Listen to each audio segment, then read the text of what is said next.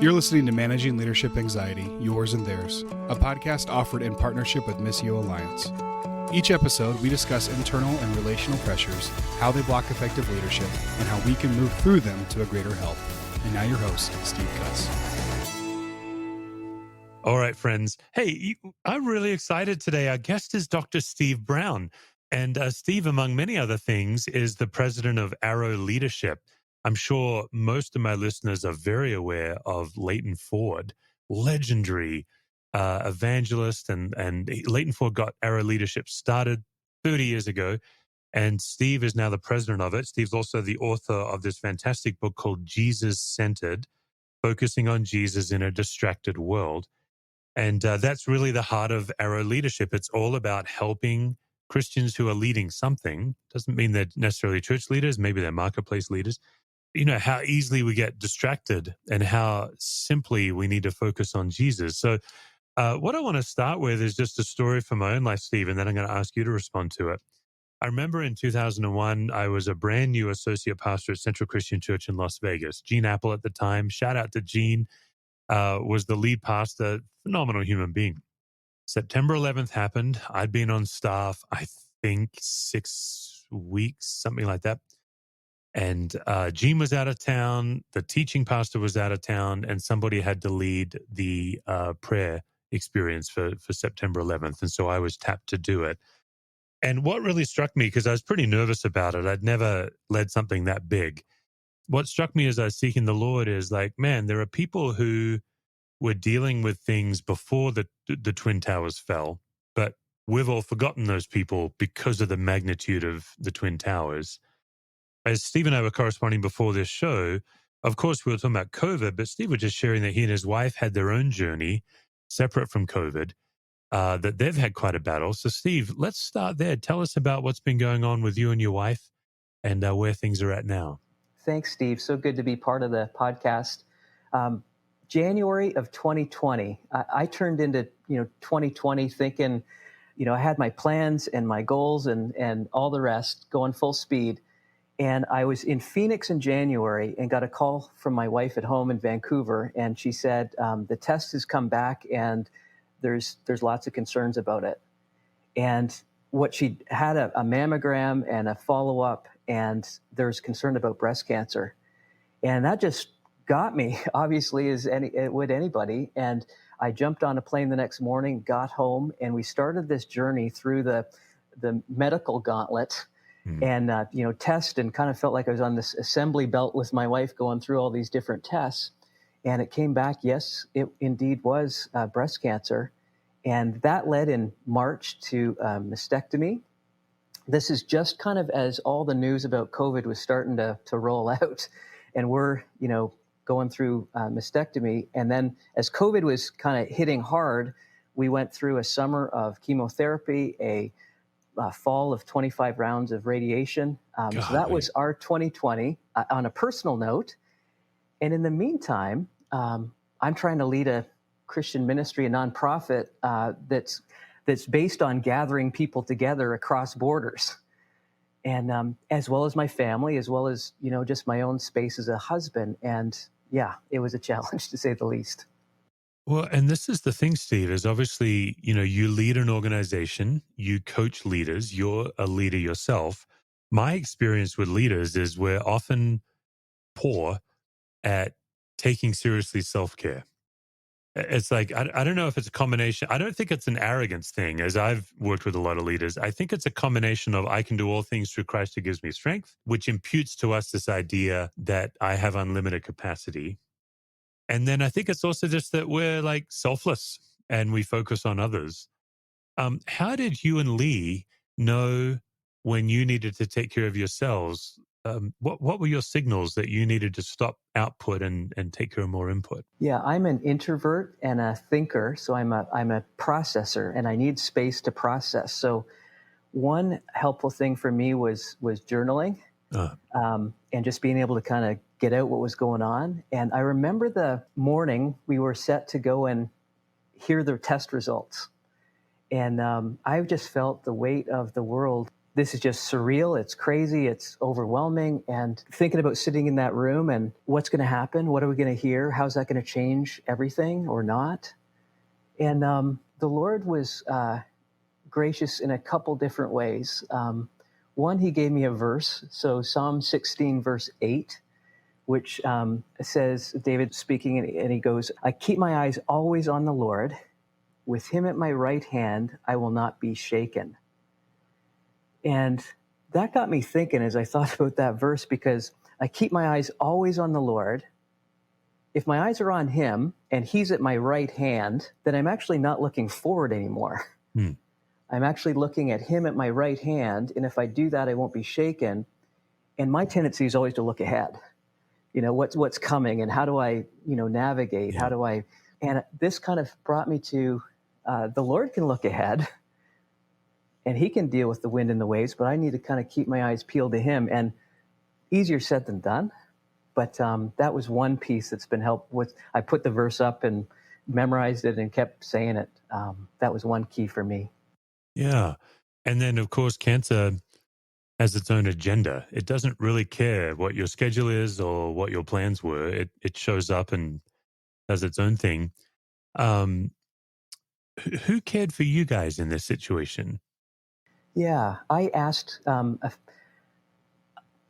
Lee and I have often been private people, and kind of, you always have that. Do I lean into community or do I lean out of community? And probably my gut reaction, my default is probably to lean out of it. Just keep it private, keep it inside. And in this one, it was like, actually, we got to lean in here, even though it might not be comfortable for us. And leaning in was hard and a blessing. I asked my board, I said, I need somebody from the board to call me every month and ask me how I'm doing. And they were delighted to be asked and were faithful in calling.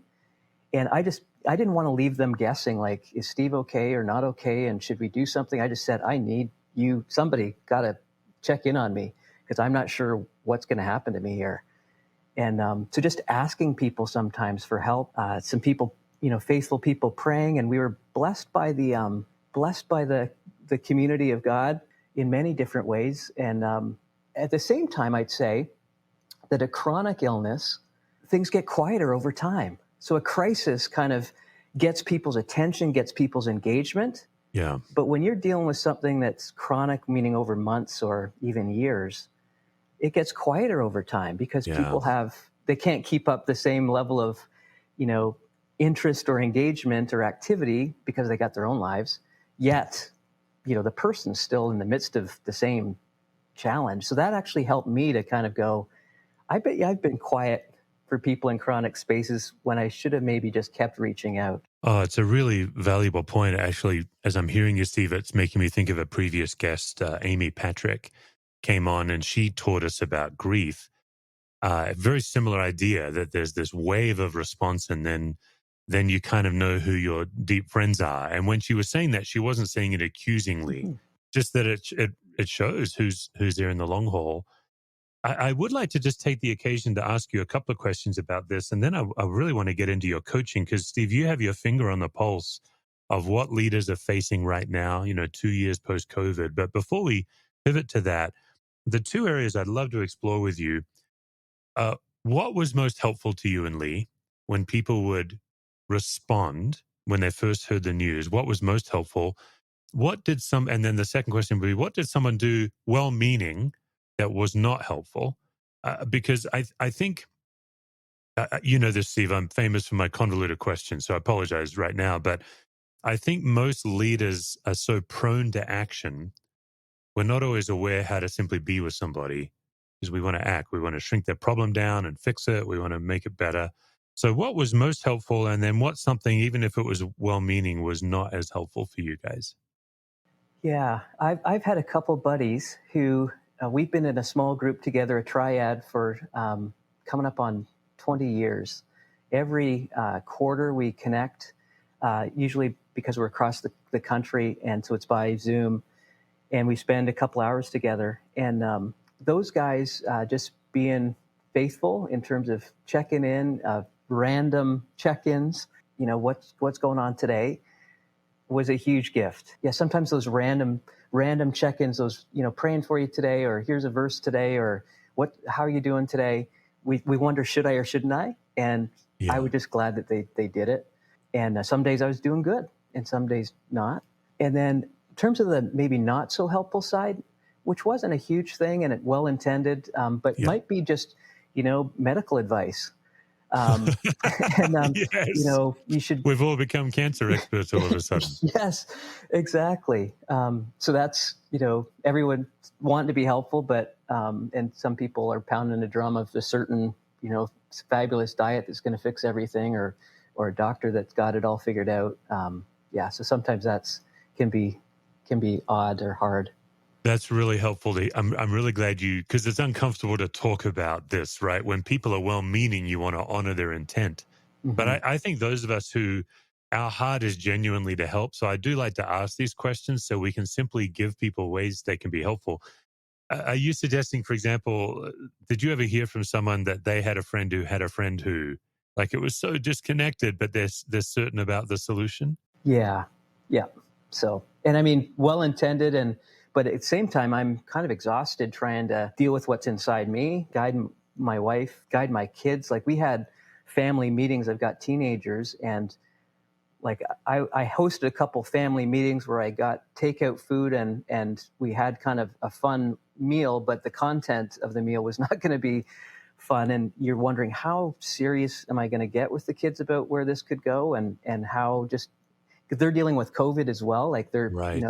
they've lost a lot of stuff, and now mom's sick, and what's that mean? And they don't really know what cancer is because it hasn't hit anybody else in our family. Um, so the work stuff. There's a level of exhaustion for people, I think, that are in the midst of navigating something like this too. Yeah.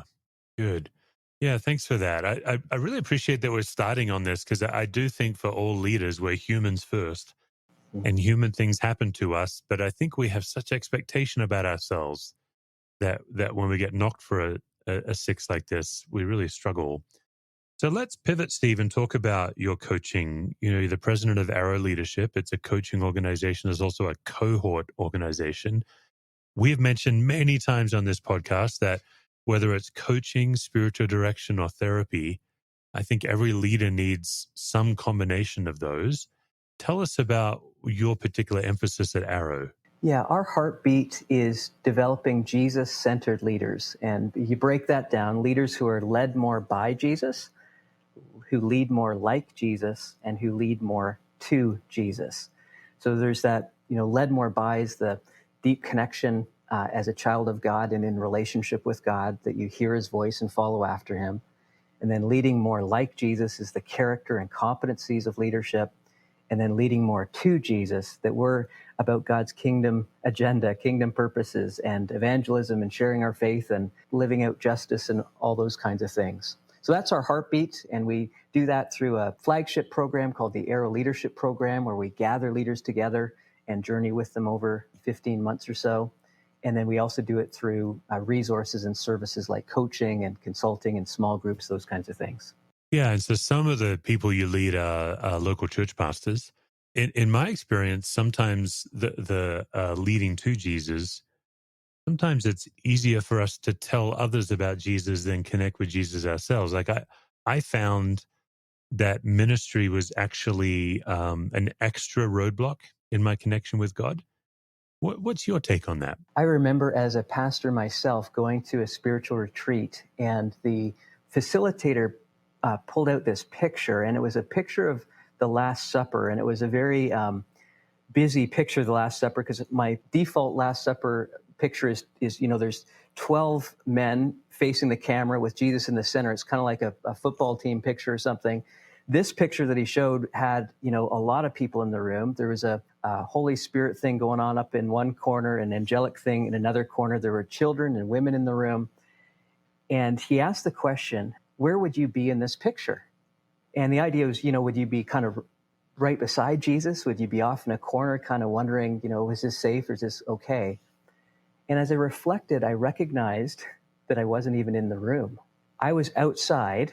And why was I outside in my mind, in my imagination? Because I was getting stuff ready for Jesus to do next. And I was, in a sense, missing the opportunity, the intimacy with Jesus because of the work of being a pastor.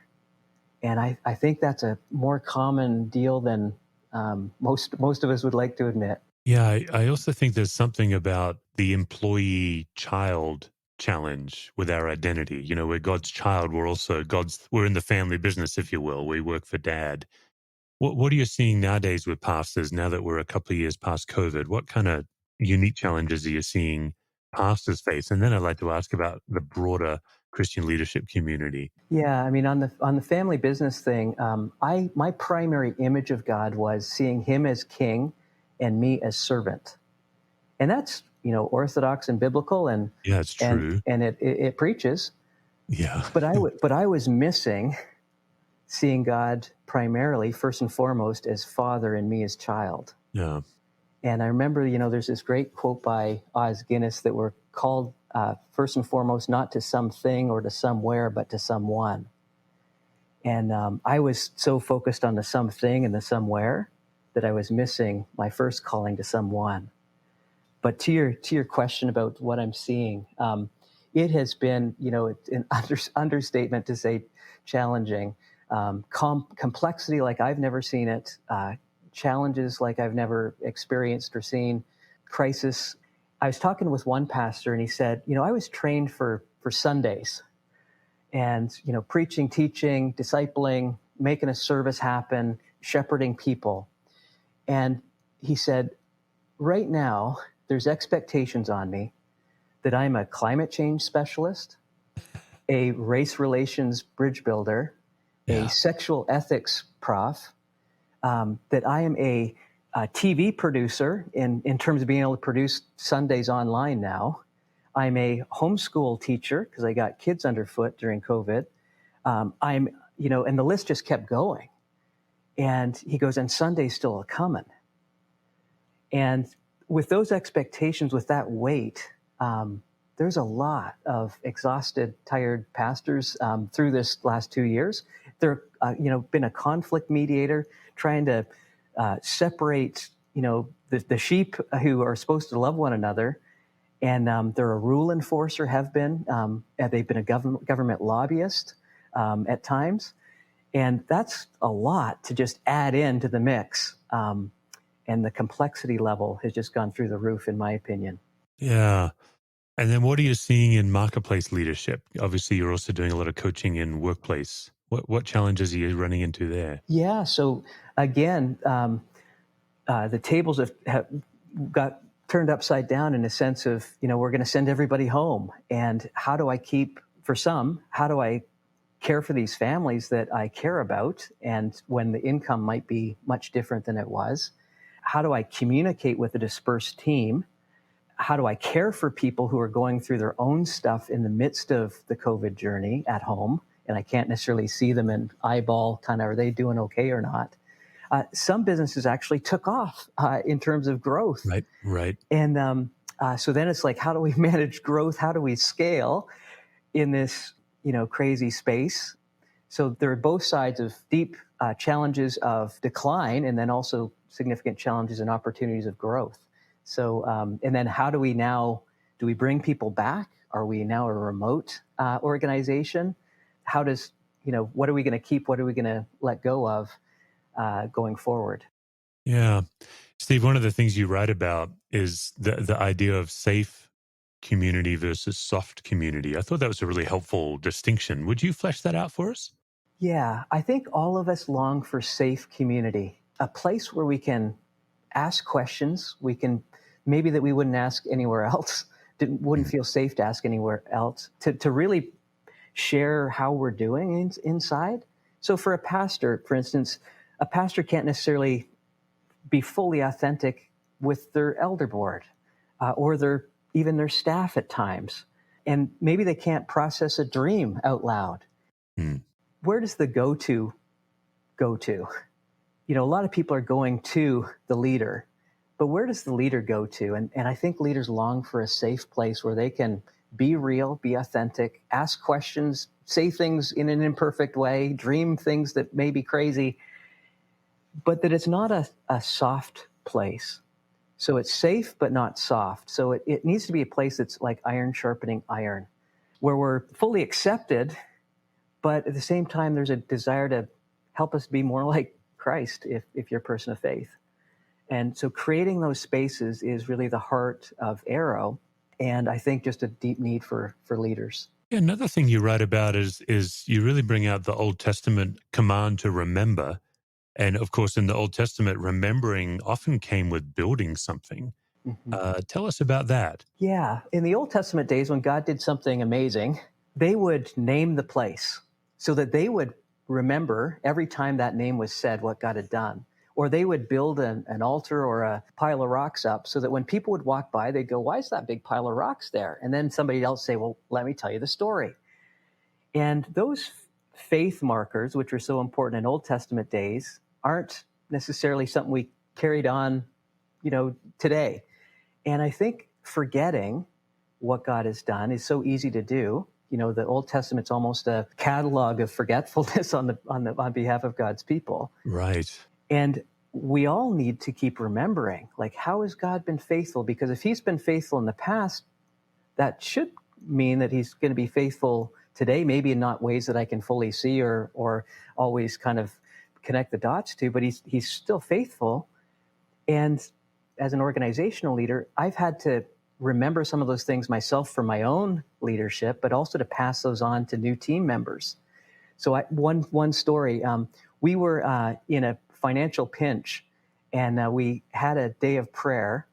And that day, this is like 10 years ago, that day, unsolicited, we didn't ask this donor to do this.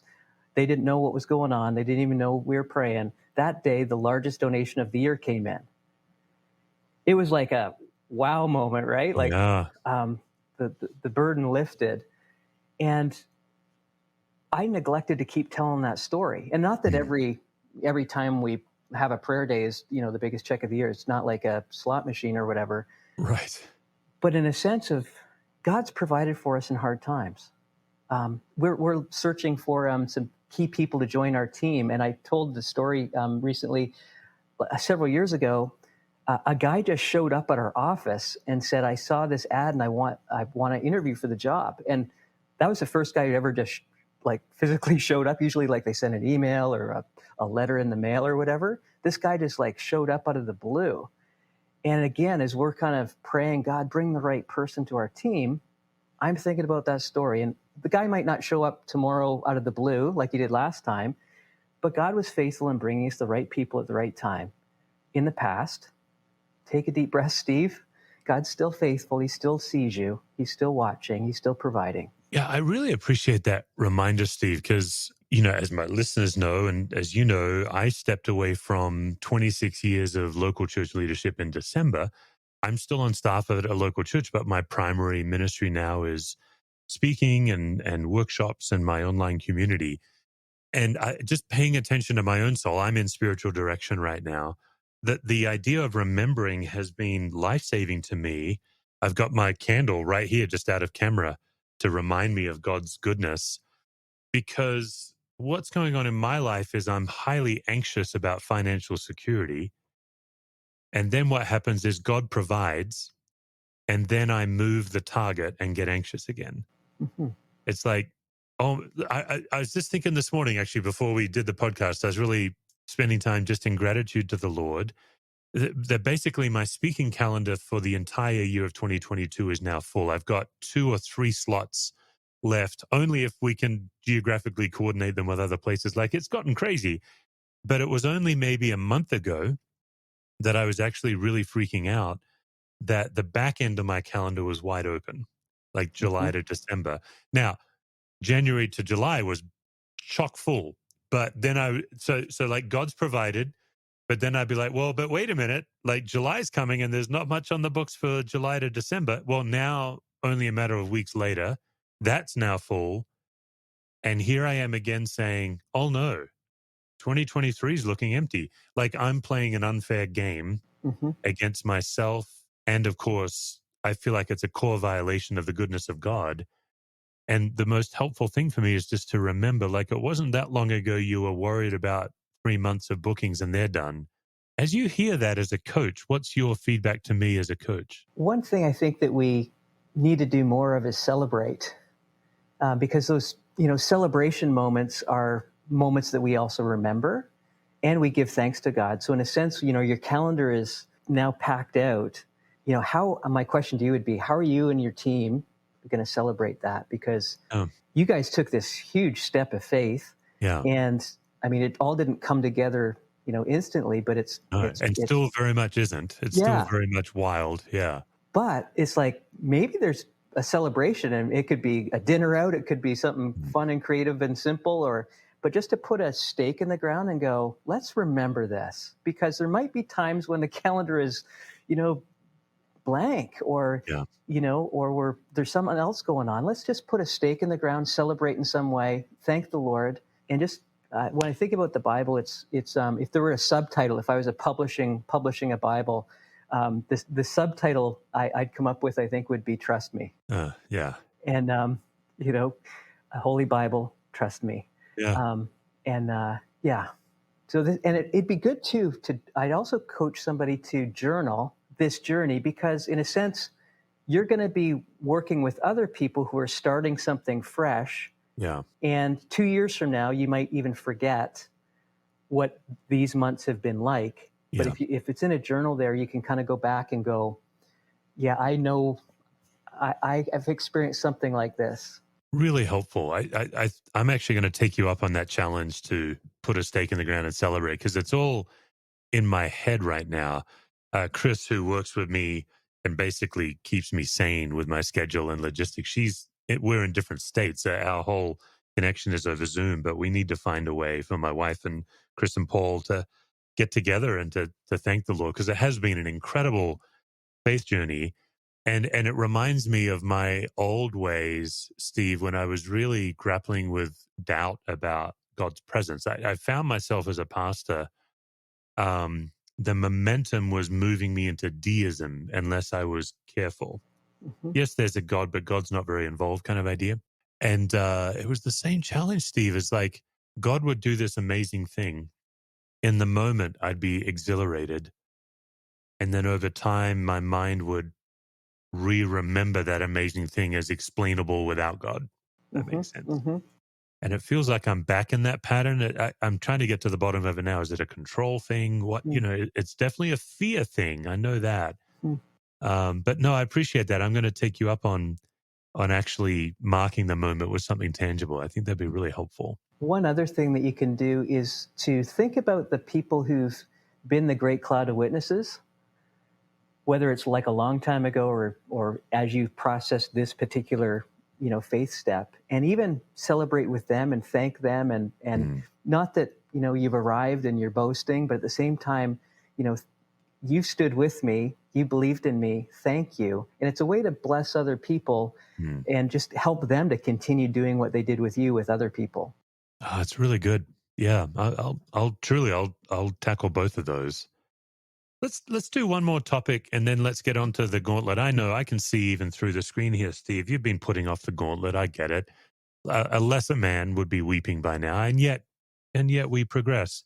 But before we get to the gauntlet, the other theme that you coach on, that you talk about, is fatigue, self care. My experience is leaders are often late to know when we're in fatigue. What are maybe just two or three signs that you'd give us to help a leader wake up and say, okay, I'm fatigued right now? Yeah, my world changes when I'm tired. So my inside world starts to go sideways and south when I'm tired. A couple things I'd say: if you're waking up and still tired, then pay big attention to it, because it's like a car battery. And you may have heard this analogy before, but you can leave the lights on your car, and you go out and it doesn't start, and you ask the person that comes out in the parking lot, could you jump the battery for me? And they just put it on for like 2 seconds and it turns on, and then you drive away. What happens when you leave the lights on, and drain the battery down to zero, is that when you ask the person in the parking lot, can you jump the car, the battery's not going to jump. You actually need to take the battery to the garage and put a trickle feed on it, and it's going to take much longer to regenerate. So keeping short accounts with fatigue is really important. Otherwise, you're going to end up keeping long accounts with fatigue. Mm. And, a lot of us have sleep challenges, but I really encourage people to become students of sleep and intentional about sleep, not bringing work into your bedroom, not bringing machines into your bedroom if at all possible, having a sanctuary that's so I can go on about sleep for a long time. But in terms of other stuff, of what's fun on your calendar? Is there anything that's going to restore you? Any fun booked? Because if not, you're just in a sense in this grinding mode, and it's going to come back on you. I remember hearing on another podcast about Central Park, and Central Park's this incredible space. It gives life to all of New York City, literally be through the trees, but also practically because you can, sit and watch people. You can do any sport. You can go to the zoo. You can swim. You can do whatever.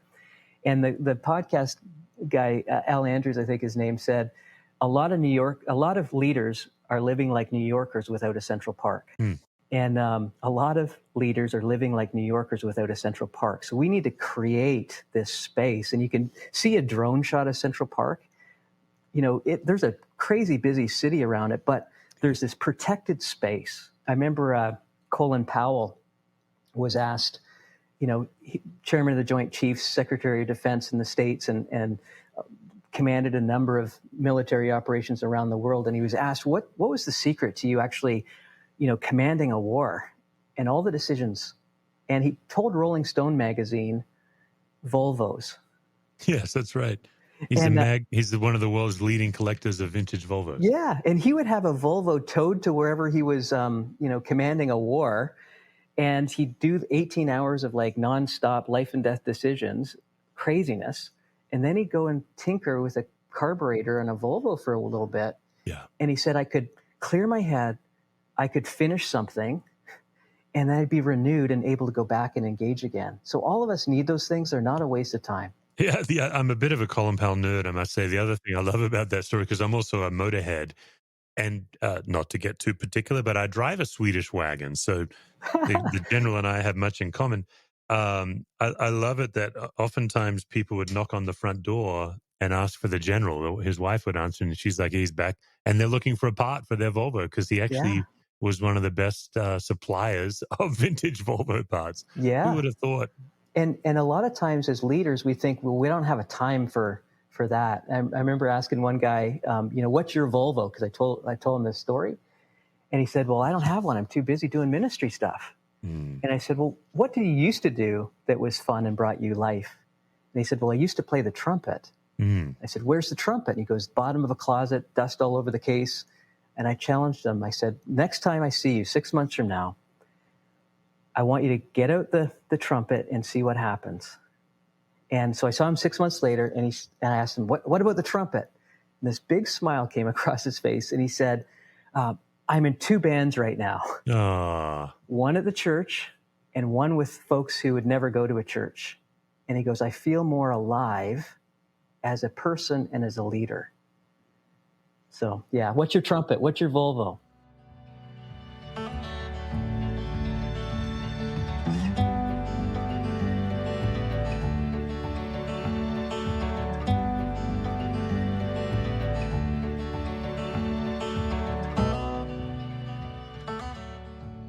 Well, folks, hey, here's the thing. We all know this is true, but very few of us do anything about it. Most of us believe falsehood that we can listen our way to change or we can read our way to change. And taking in information is essential, but it's just one of the steps. The other fallacy we run into is we believe that self-awareness alone will lead to transformation. And listen, it won't. You have to walk a proven path. So there are many great proven paths. Actually, coaching is one of them, to submit yourself to coaching. But I just want to pause and tell you about Capable Life, which is my proven path. It's a path that I've been developing for 10 years. I've put many people through it. We launched it last year, www.capablelife.me. It's an online community that the heart of it is 10-minute video tools with actionable things to do.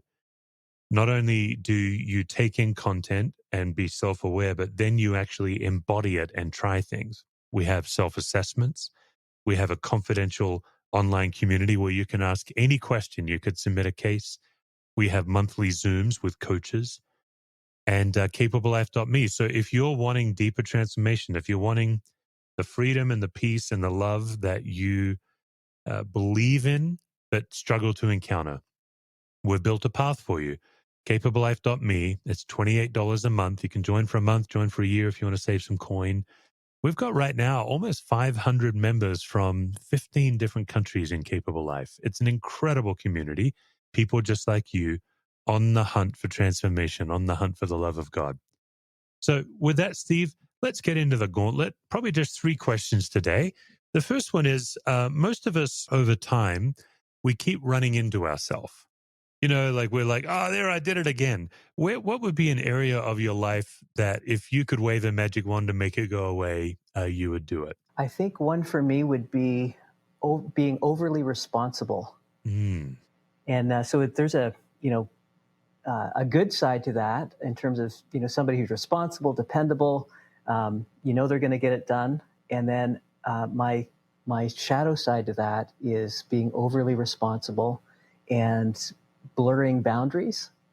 And in a sense, sometimes either over contributing to something or maybe taking away an opportunity for somebody else to contribute. So that would be one where, and me wearing the weight and having the anxiety of that over responsibility. Oh, I like that. Good. And then we all carry our family of origin into our workplace, whether we want to or not.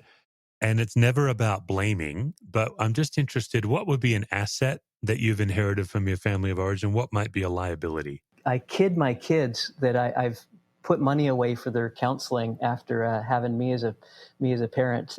So when they're adults, so I get that we can always point and pin things on our parents. One for me is my mom struggled with alcoholism, mental illness, and prescription drug abuse. And when you put those 3 together, it's a bad cocktail. She was wonderful in many respects, and I'm thankful she planted seeds of faith in me. Nonetheless, she struggled a lot, and it was lots of stories I could tell. But I remember being about 10 years old and with my older sister trying to hide the bottle of booze in our house somewhere so that Mom wouldn't find it and drink it, and then all the repercussions that would come from that. And as a 10-year-old, you're not supposed to do that. You're not supposed to be burdened with that, I don't think. And a lot of kids around the world are burdened with a lot of things maybe they shouldn't be burdened with. They should be thinking about their next comic book or just enjoying stuff. But that was a bit of my story. And there are probably strengths that have come from that, and then shadow side. Yeah. So strength, I just talked about it. Steve's responsible. I was responsible at 10 to try and keep my mom sober, in a sense. Yeah. And that's carried with me as a strength. The downside I just talked about is over responsibility, the anxiety that comes, boundary, blurring. Another one is that another strength for me is I'm people would describe me, most people, as gentle. I was trying to be the peacemaker at home, to be gentle with Mom, whatever I could do to try and just make her happier and make my dad okay in the midst of that. And so gentle Steve, strength. Shadow side is sometimes I should probably have a bit more of an edge to me and lean into conflict more. So I can see both strengths and some shadow sides that come just from the story of early years. That's really good, Steve. Thank you very much. Yeah. And then the final question is, when in your life lately have you felt most fully and completely loved? I'll take you to an Uber car ride. I was in Phoenix getting ready to go to our board meeting. I called an Uber, got in the back, and there was Christian music playing in the Uber, which is rare if you're an Uber person. And I didn't know whether I should ask the question, but I decided to. And I said, "Are you a person of faith?" to the driver. And he said, "Yeah, are you?" And I said, "Yeah, I am." And then he said, "Are you a pastor by any chance?" And it was the easiest thing for me to say yes. So I said yes.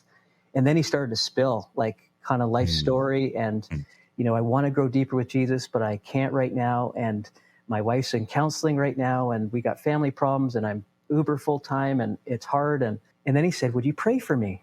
And when we stop, I'm going to kind of tell Uber I'm off for a few minutes. Would you pray for me? And I was like, totally. And I was just like feeling, blessed by God to be able to pray for my Uber driver. And we got stopped and I prayed for him and like, God sees you. And I believe that God connected your need and me in the middle of a place I'm not normally through Uber. And here we are. And God sees you. And Psalm 139, you can't get away from him. He's walking with you. I prayed the prayer, And then my Uber driver said, can I pray for you? And I was just surprised by that because sometimes people don't like praying after a pastor prays. And I said, sure, I'd love for you to pray. And he prayed for me. It was nice and good and blessed. And I got into the hotel and I was like, I had a flashback to when I got picked up by my Uber driver. I was in the desert and I'd written in my journal, God, I feel lonely. I'm not really sure what's going on inside me right now, but would you reveal yourself to me in some way? And I started saying to myself, sensing God maybe saying to me, Steve, you weren't just in the Uber for my Uber driver. My Uber driver was in the Uber for you. Yeah. Which was like wonderfully mind-blowing for me. And then I sensed God asking me the question, Steve, how come, my Uber driver asked you to pray for him, but you didn't actually ask my Uber driver to pray for you? And it was my processing of that was I was taking on the mantle of being the leader, being the minister, being the pastor, and not, in a sense, sharing my needs and actually not being receptive to God somehow actually meeting my needs and blessing me. So the reminder for me just a couple weeks ago, Steve, God sees you, was just another reminder of God's love for me. Yeah. My guest is Dr. Steve Brown. He's the president of Arrow Leadership, a coaching and consulting and cohort ministry for any leader, not just pastors, any Christian leader. You can reach out to Steve. He's the author. His most recent book is The Wonderful Jesus Centered. You can get it wherever you buy your books. Dr. Steve, thank you so much for joining me today on the podcast. Thanks so much, Steve, and thanks to you and your team for being here at a time such as this for leaders. For more resources, visit stevecusswords.com or missioalliance.org.